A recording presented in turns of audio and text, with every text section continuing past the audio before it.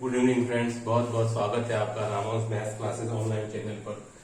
Student, आज का video बहुत ही यूजफुल होने वाला है। आज हम डिस्कस करेंगे, आज हम थोड़ा कंटेंट वाइज डिस्कस करेंगे। बहुत स्टूडेंट के वीडियोस कमेंट्स आते हैं कि सर आप कंटेंट वाइज वीडियोस भी बनाइए। तो स्टूडेंट, उसी कड़ी में हमने आज कंटेंट वाइज वीडियो बनाएंगे स्टूडेंट, और उसमें हमने टॉपिक सिलेक्ट किया है बीएससी पार्ट का, जो आपका कॉम्प्लेक्स एनालिसिस स्टूडेंट, उस पर हम डिस्कस करेंगे आज विस्तार से कॉम्प्लेक्स एनालिसिस में। और स्टूडेंट, उसमें भी मैंने लिया है topic conformal mapping. Conformal mapping पर आज बेसिक से डिस्कस करने वाले। ये टॉपिक इसलिए लिया स्टूडेंट क्योंकि आपको पता है ये टॉपिक नया ऐड हुआ है। दूसरी बात, ये ज्यादातर यूनिवर्सिटीज में टॉपिक आपकी एमएससी पार्ट में चलता है, फर्स्ट ग्रेड में भी है। कौन सा? Complex analysis. तो इसका हिंदी वर्जन मैक्सिमम स्टूडेंट के पास में है नहीं। मैं आपको तो बताऊं तो नवकार प्रकाशन में बीएससी में नहीं चलता, दूसरे प्रकाशन में स्टूडेंट के मैसेज है कि सर नहीं चलता है हमारे यहाँ भी। तो प्रॉब्लम आ रही पूरा ही टॉपिक इंग्लिश में है स्टूडेंट। तो जो टर्म्स है वो स्टूडेंट्स को हिंदी में पता ही नहीं है बहुत सी बार। तो आज हम उस पर भी डिस्कस करेंगे और हम कन्फॉर्मल मैपिंग को बेसिक से पढ़ेंगे कि वास्तव में होती क्या है। तो चलिए स्टूडेंट, वीडियो को लास्ट तक देखिएगा। शुरू करते हैं हमारा अच्छा टॉपिक कन्फॉर्मल मैपिंग। उसके बाद स्टूडेंट आपकी इसे डिमांड रहेगी, उसके अकॉर्डिंग आपको पूरा चैप्टर पढ़ा दूंगा कॉम्प्लेक्स का। तो स्टूडेंट देखिए, पहला कन्फॉर्मल मैपिंग। तो सबसे पहले हम डिस्कस करेंगे what is mapping. Student, mapping क्या होता है? पहले में एक क्वेश्चन स्टूडेंट इस बार आने की पूरी संभावना है। ये टॉपिक आपके फर्स्ट ग्रेड के अंदर भी है और ये स्टूडेंट नेट के लिए बहुत ही बढ़िया टॉपिक है। ये कौन सा? Complex analysis. शुरुआत से ही नेट पे बहुत भारी भरकम क्वेश्चन पूछे जाते रहते हैं। अगर आप नेट एग्जाम देते हो तो कॉम्प्लेक्स एनालिसिस बहुत ही प्यारा और अच्छा टॉपिक है। देखिए स्टूडेंट, कन्फॉर्मल मैपिंग मैं आपको बताता हूँ उसको हिंदी में क्या कहते हैं स्टूडेंट। इसको आप कहते हो हिंदी में अनुकोणी प्रतिचित्रण। जो हिंदी भाषी स्टूडेंट है वो आपको समझ लें, लेकिन मेरा आपको ये सजेशन है कि आपको इंग्लिश में भी साथ साथ में सभी टर्म्स आनी चाहिए। देखिए, इसको बोलोगे स्टूडेंट अनुकोणी प्रतिचित्रण, कन्फॉर्मल मैपिंग। स्टूडेंट, थोड़ा सा पहले समझ लेते हैं कि भाई मैपिंग शब्द क्या होता है। हालांकि आपने 2D मैपिंग x और y फंक्शन के बीच में आपने इस प्रकार की तो बहुत सी बार देखी होगी। y = fx फंक्शन टॉपिक में आप इसको देखते ही रहते हो, कोई दिक्कत वाली बात नहीं है। लेकिन स्टूडेंट, यहाँ थोड़ी कहानी किस्सा थोड़ा अलग है। कहानी ये अलग इसलिए है क्योंकि स्टूडेंट यहाँ जो बात होगी वो आपकी बात होगी z plane to w plane. z plane to w plane में बात होने वाली स्टूडेंट। जैसे कि वहां पर मेरे को x से हम जाते थे y के अंदर fx में, तो स्टूडेंट आप यहाँ पर डिस्कस करोगे z प्लेन से w प्लेन में। मतलब कुछ इस प्रकार से मैपिंग होगी। हमारा डोमेन में एक तरफ से z रहेगा, एक तरफ w रहेगा, और जो मैपिंग होगा स्टूडेंट वो कुछ इस टाइप का होगा, fz टाइप का। ये आपको मैपिंग दिखाई देगा। अभी हम मैपिंग पर डिस्कस कर रहे हैं, नॉट कन्फॉर्मल मैपिंग, वो बाद में आएंगे। ठीक है, तो क्या डिस्कस करें स्टूडेंट? हमारा domain as a z plane रहेगा और एज ए कोर डोमेन हमारे पास w प्लेन रहेगा। ठीक है, ये सब बेसिक चीजें आपको आती होंगी कॉम्प्लेक्स एनालिसिस में, है ना। और जो मैपिंग होगी स्टूडेंट वो कुछ fz टाइप की होगी, लेकिन वो कैसी दिखेगी उसके बारे में हम डिस्कस कर रहे हैं आज। ठीक है, वो दिखेगी कैसे? तो चलिए स्टूडेंट, मैं एक फंक्शन ले लेता हूं। मैंने एक फंक्शन ले लिया student, that is fz = z² type का मैंने एक फंक्शन ले लिया है। ओके, fz = क्योंकि कुछ तो फंक्शन तो होना ही चाहिए, है ना, तभी तो मैपिंग पॉसिबल हो पाएगी z प्लेन से w प्लेन के अंदर। और स्टूडेंट आपको पता है कि w प्लेन का मतलब है f of z, और स्टूडेंट यहाँ पर हम लिखते हैं u of xy plus iota v of xy। ये सब अपन जानते हैं कि u और v दोनों x और y के फंक्शन होते हैं। ठीक है, हाँ चलिए, तो स्टूडेंट मैं एक फलन ले लेता हूँ। मैंने स्टूडेंट एक फलन ले लिया आपके लिए। जैसे कि मैंने पहले तो ले लिया f of z = z² type का। ठीक है, मैं एक पॉइंट ले लेता हूं स्टूडेंट z प्लेन में। वो मेरा पॉइंट है लगभग 1 + 2 आयोटा टाइप का। मैंने एक पॉइंट ले लिया कि उसमें आपको पता है z प्लेन क्या है, एक कॉम्प्लेक्स प्लेन है, तो उसमें पॉइंट इसी टाइप से तो आएगा 1 + 2 आयोटा, जिसको कि आप 1, 2 भी लिख सकते हो, ऐसे भी लिखते हैं आप ऑर्डर पेयर के, कोई दिक्कत वाली बात। तो स्टूडेंट मैं आपको बताऊंगा कि इस पर्टिकुलर पॉइंट की मैपिंग कैसे बनेगी z प्लेन से w प्लेन के अंदर। इस पर्टिकुलर पॉइंट 1, 2 की मैपिंग कैसे होगी वो हम डिस्कस करेंगे। चलिए, तो स्टूडेंट हम अगर अभी डिस्कस करते हैं तो चलिए ये पॉइंट को मैं यहाँ पुट कर देता हूँ इस फंक्शन के अंदर, दैट इज 1 + 2 आयोटा का होल स्क्वायर। तो स्टूडेंट हमको ये क्या देगा? इसको ओपन करूंगा तो ये 1² + 2 आयोटा का whole square and plus 4 iota. तो इसमें ये बन जाएगा आपके 1 - 4 + 4 आयोटा। तो इसमें हमारा बन जाएगा ये -3 + 4 आयोटा।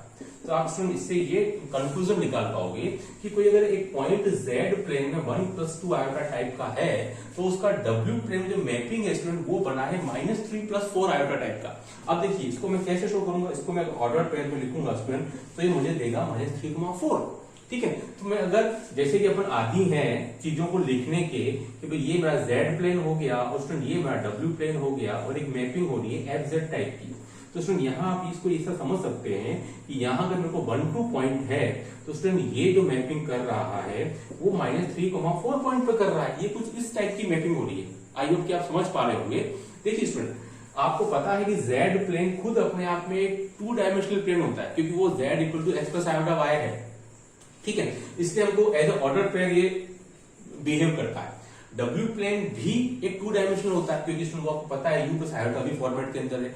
तो यहाँ बात हो रही है 2D प्लेन से 2D प्लेन के बीच में, 2D प्लेन से और स्टूडेंट 2D प्लेन के बीच की बात हो रही है। तो आप देख रहे हैं स्टूडेंट ये हमको ऑर्डर पेयर में इस टाइप से पॉइंट मिलते हैं और अगर मैं ऐसे बहुत सारे पॉइंट जेड प्लेन की तरह लेता जाऊंगा तो मुझे बहुत सारे पॉइंट इसी प्रकार के डब्ल्यू प्लेन में भी मिलेंगे, कोई दिक्कत वाली बात नहीं। तो स्टूडेंट ये मैंने जो बताया है ये मैपिंग है, एक सिंपल मैपिंग है जो आप कन्फॉर्मल मैपिंग के पहले मतलब अनुकोणीय प्रतिचित्रण के पहले आपको पता होना चाहिए कि मैपिंग कुछ इस टाइप की बनती है। ठीक है, अब देखिए मैं अगर उसको आपके सामने प्लॉट करके बताऊं कि इसको प्लॉट कैसे करूंगा तो आप उसको देख सकते हैं। प्लॉट करिए, अगर ये मेरा x रियल एक्सिस है स्टूडेंट और ये मेरा y as an imaginary axis है तो आप ये बता सकते हैं कि भाई साहब ये z प्लेन है। ओके, तो मैं इसको कैसे शो करूंगा 1+2 आयोटा पॉइंट को, तो आप इसको लिख रहे हो एज 1,2 तो मैं x एक्सिस पर 1 चला और यहाँ पर मैं y पर 2 चला तो सुन ये मेरी इसकी प्लेस हो जाएगी भाई 1,2। ये इस z प्लेन में इसको मैं शो करूंगा।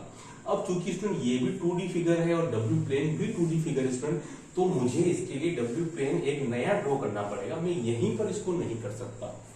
बात समझ में आ रही होगी आपको? ठीक है, कि मैं यहीं Z प्लेन में इसको ड्रॉ नहीं कर सकता हूं। किसको? इस पॉइंट को जो मुझे इसकी मैपिंग को रिप्रेजेंट कर रहा है एज ए -3,4। तो मुझे इसको एज ए W प्लेन में रिप्रेजेंट करना पड़ेगा स्टूडेंट। ये फिर आपका रियल और इमेजिनरी हो गया। अब देखिए -3 आप कितना चलेंगे, ये मेरा -3 हो गया स्टूडेंट और 4 कितना चलेंगे 1 2 3 4। तो आप देख सकते हैं स्टूडेंट मेरे को जो मैपिंग जो मिली है वो अगर मैं उसको पॉइंट P मिलूं तो ये मेरा P' पॉइंट है। तो ये आप समझ सकते हैं कुछ इस प्रकार की मैपिंग होती है Z प्लेन से और W प्लेन के अंदर। ठीक है, ये मेरा W प्लेन है स्टूडेंट। ये जो पूरी कहानी थी वो कहानी थी आपकी मैपिंग की कि भाई how to map from Z plane to W plane. ये सब पूरी कहानी थी जो कि आपको पता होनी चाहिए अच्छे से बिफोर कॉन्फॉर्मल मैपिंग। ठीक है, ये अब देखिए अब हम आते हैं असली टॉपिक पर जिसका नाम है कन्फॉर्मल मैपिंग, जहां से कि इस बार एक प्रश्न आने की उम्मीद मुझे पूरी लग रही है क्योंकि स्टूडेंट आपको पता है कंपोनेंट एनालिसिस में 4 टॉपिक है। कंटिन्यूटी, डिफरेंशिएबिलिटी 1 प्रश्न, एनालिटिक फंक्शन 2 प्रश्न, कन्फॉर्मल मैपिंग 1 प्रश्न, 4 प्रश्न हुए खत्म। 5वां तो कहीं भूले भटके आ गया तो कन्फॉर्मल मैपिंग से आने के चांसेस उसके ज्यादा बनते हैं। चलिए अब उसमें अपन बात करते हैं जो टॉपिक था स्टार्ट में, दैट वाज कन्फॉर्मल मैपिंग मतलब अनुकोणीय प्रतिचित्रण। ठीक है, अनुकोणीय प्रतिचित्रण। देखिए स्टूडेंट मैं अगर बात करूं, ये हम बात करेंगे स्टूडेंट Z प्लेन से और W प्लेन के बीच में। Z प्लेन से स्टूडेंट और हम बात करेंगे W प्लेन के बीच में। देखिए मैंने एक पॉइंट लिया था स्टूडेंट, अगर 1,2 टाइप का एक पॉइंट लिया था तो यहाँ आपको एक मैपिंग बनी थी, यहाँ बनी थी मैपिंग, कोई दिक्कत नहीं, इधर की तरफ बन गई थी, है ना। मैंने एक पॉइंट लिया था 1,2, उसकी मैपिंग मुझे यहाँ मिली। ऐसे स्टूडेंट मैं Z प्लेन में और भी बहुत सारे पॉइंट्स ले सकता हूं। जैसे कि मैंने ये पॉइंट्स लेता गया स्टूडेंट, मैं ये पॉइंट्स लेता गया, उसके अकॉर्डिंग मुझे ये मैपिंग मिलती गई। आप समझ रहे होंगे इस बात को कि ये जो आपको जो कर्व सा दिख रहा है थोड़ा सा टेढ़ा सा, ये स्ट्रेट भी हो सकता है, कोई आवश्यक नहीं है कि हर समय ये टेढ़ा ही बने। ठीक है, थोड़ा सा टेढ़ा बनाया हमने, ये स्ट्रेट भी बनाया जा सकता है। तो सर इसकी मैपिंग जो हुई है वो कुछ इस प्रकार की हुई है। जहां हमने पॉइंट P ले लिया तो सर W प्लेन में उसकी मैपिंग P' टाइप की हुई है। ठीक है, तो ये हमारे पास कोई कुछ एक सेट ऑफ पॉइंट्स था जिनके लिए हमने Z प्लेन से W प्लेन में मैपिंग की। मैं कुछ और सेट ऑफ पॉइंट्स भी ले लेता हूं इसी टाइप के, ये, और यहां पर भी मुझे मैपिंग कुछ उसी टाइप की मिलेगी। ठीक है, ये मैंने सेट ऑफ पॉइंट्स लिए हैं और उनकी मैंने मैपिंग करवाई। ये आगे भी जा सकता है, इधर भी आ सकता है, इधर भी आ सकता है, किधर भी आ सकता है, आप सबके लिए फ्री हो। ठीक है। अब जो बात है स्टूडेंट, हम जो बात कर रहे हैं कन्फर्म मैपिंग की कि इन दोनों के बीच में कोई ना कोई एंगल थीटा बन रहा है और इधर भी कोई एंगल थीटा बन रहा है स्टूडेंट। तो बात कब होगी ये मैपिंग कन्फर्म मैपिंग में कन्वर्ट कब हो जाएगी कि जिस दिन हमको ये थीटा स्टूडेंट उसकी जो डायरेक्शन है वो सेम रहे। मतलब कि मैं अगर P1 से P2 तक मैं अगर जाता हूं और मुझे मैपिंग अगर मिलती है P1 डैश से उसमें P2 डैश मुझे इसकी मैपिंग मिलती है। तो उसमें यहाँ पर देखिए अगर मैं एंटी क्लॉकवाइज चल रहा हूँ, एंटी क्लॉकवाइज देखिए मैं P1 से P2 को एंटी क्लॉकवाइज गया। ऐसे कैसे अगर आप P1 डैश से P2 डैश की तरफ भी अगर आप एंटी क्लॉकवाइज चलते हैं तो स्टूडेंट एक बात कॉमन हो गई, मैपिंग से पहले भी जो एंगल की डायरेक्शन थी स्टूडेंट वो एंटी क्लॉकवाइज थी और आफ्टर मैपिंग भी एंटी क्लॉकवाइज थी। स्टूडेंट कंफर्म मैपिंग में एक बात जरूरी है कि जो दोनों कर्व जो बनते हैं उनके बीच में जो एंगल जो बन रहा है थीटा या अल्फा कुछ भी, उसकी डायरेक्शन सेम होनी चाहिए, चाहे वो एंटी क्लॉकवाइज हो या फिर वो अदरवाइज क्लॉकवाइज हो। दूसरी बात, magnitude of this angle always remain same. यहाँ अगर 60 डिग्री तो 60 होना चाहिए, 50 तो 50 डिग्री। तो उसमें आपको अच्छे से बात समझ में आएगी कि कन्फर्म मैपिंग के लिए जरूरी चीज क्या है।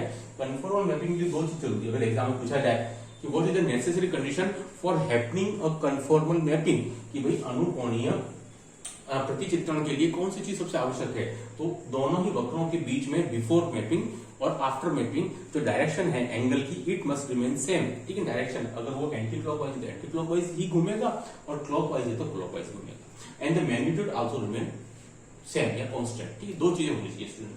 तो इसी के साथ साथ अगर हम बात करें एक दूसरा इसका भाई है स्टूडेंट, वो है isogonal mapping. That is isogonal mapping, इसी का भाई है छोटा, that is isogonal mapping student. इसी का ही एक भाई है जिसका नाम है तुल्य कोणीय प्रतिचित्रण। स्टूडेंट आइसोगोनल मैपिंग, इसका नाम है तुल्य कोणीय प्रतिचित्रण। तो भाई दोनों में अंतर क्या रहा, दोनों में अंतर बहुत छोटा सा स्टूडेंट, महीन अंतर है कि तुल्य कोणीय प्रतिचित्रण के अंदर जो मैग्नीट्यूड है वो तो सेम रहता है before mapping and after mapping theta का, लेकिन यहाँ से जो दिशा जो है ना, जो दिशा है वो अलग अलग हो जाती है आफ्टर मैपिंग। जैसे यहाँ अगर हम एंटी क्लॉकवाइज चल रहे हैं तो यहाँ हम क्लॉकवाइज चलना शुरू कर देते हैं मैपिंग के दौरान। तो स्टूडेंट यही मेन डिफरेंस है between conformal mapping and isogonal mapping. Student isogonal mapping में आपकी जो दिशा जो होती है एंगल की वो चेंज हो जाती है। स्टूडेंट आज के वीडियो कैसा लगा आपको, तो हमने आज कंटेंट वाइज बनाया है स्टूडेंट की डिमांड पर और स्पेसिफिक टॉपिक चुना है हमने कन्फॉर्मल मैपिंग। ठीक है, इसके बाद मैं आपको सारे टॉपिक्स लगभग करवा दूंगा कॉम्प्लेक्स के, तो कोई दिक्कत वाली बात नहीं है स्टूडेंट। और ये मैंने आपको लिखा ही है, बहुत अच्छा आपका प्यार मुझे मिल रहा है और सेट थ्रू आउट राजस्थान में जा रहे हैं, काफी सेट आउट ऑफ राजस्थान भी चले गए हैं। वो आपके विश्वास की ही परिणति है, आपका विश्वास हमें इसी प्रकार से बना के रखिएगा। Do like, share, subscribe my channel. Okay, thanks.